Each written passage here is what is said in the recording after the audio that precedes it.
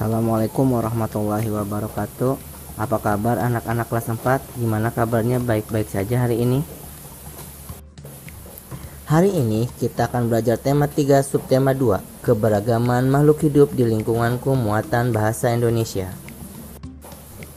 Wawancara. Tujuan dari wawancara adalah untuk menggali informasi yang tepat dari narasumber yang terpercaya.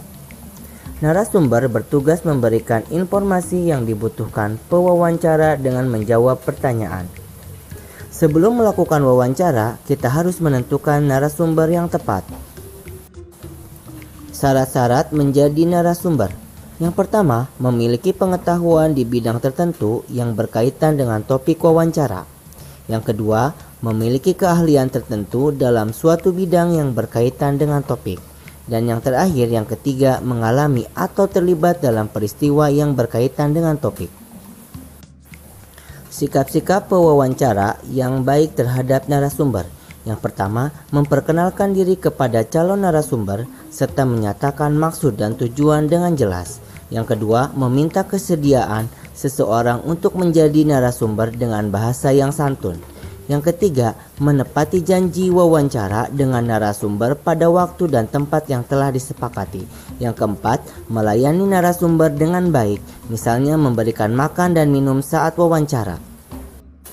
Selanjutnya, sikap-sikap pewawancara yang baik terhadap narasumber. Bagian yang kelima, mengajukan pertanyaan dengan jelas, serta mengulangi pertanyaan jika narasumber kurang paham. Yang keenam, tidak menyela atau memotong penjelasan narasumber saat menjawab pertanyaan. Dan yang terakhir, mengucapkan terima kasih setelah melakukan wawancara.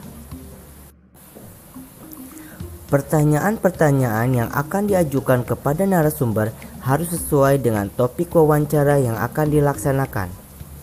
Kata tanya yang dapat digunakan untuk membuat pertanyaan-pertanyaan wawancara: apa, mengapa, berapa, atau kapan, dan lainnya. Langkah-langkah membuat daftar pertanyaan. Yang pertama, menentukan topik. Yang kedua, menentukan narasumber. Yang ketiga, membuat rancangan daftar pertanyaan dari pertanyaan umum hingga pertanyaan khusus agar informasi yang diperoleh rinci. Kemudian yang keempat, kalimat tanya diakhiri dengan tanda tanya. Yang kelima, menulis daftar pertanyaan pada buku dengan rapi. Dan yang terakhir, berlatih wawancara. Kata tanya dan fungsinya. Yang pertama, apa? Fungsinya menanyakan suatu hal atau benda. Di mana? Fungsinya menanyakan tempat. Kapan? Menanyakan waktu. Siapa? Menanyakan orang. Mengapa? Menanyakan sebab. Dan bagaimana? Menanyakan cara atau keadaan. Laporan wawancara. Laporan hasil wawancara adalah sebuah teks tertulis yang melaporkan suatu wawancara yang telah dilakukan. Fungsi laporan hasil wawancara adalah untuk memudahkan orang lain membaca dan mengetahui informasi penting yang telah kita peroleh. Kemudian, format laporan wawancara. Yang pertama yaitu judul. Judul ini berisi judul laporan wawancara yang akan disampaikan. Yang kedua, latar belakang. Menulis alasan melakukan wawancara. Yang ketiga, maksud dan tujuan. Menuliskan maksud dan tujuan wawancara. Yang keempat, topik wawancara.